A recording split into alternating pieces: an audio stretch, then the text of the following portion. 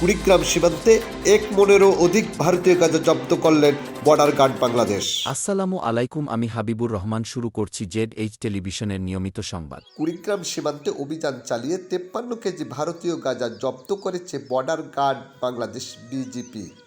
24 June বিকালে এক press বিজ্ঞপ্তিতে বিষয়টি নিশ্চিত করেছে কুড়িগ্রাম 22 বিজিপি। এর আগে একই দিনে সকালে ধলডাঙ্গা বিওপির সদস্যরা এ অভিযান পরিচালনা করে এসব গাঁজা আটক করেন।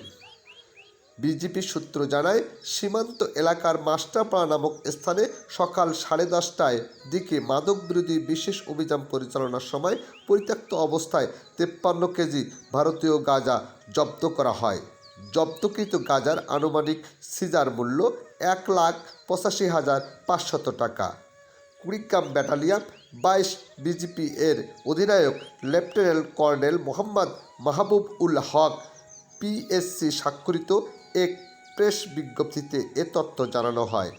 প্রেস বিজ্ঞপ্তিতে বলা হয়, সীমান্তে চোরাচালান, অবৈধ অনুপ্রবেশ ও অন্যান্য অপরাধ দমনে বিজিপির নিয়মিত টহল, বিশেষ টহল এবং গোয়েন্দা তৎপরতা আরও জোরদার করা হয়েছে।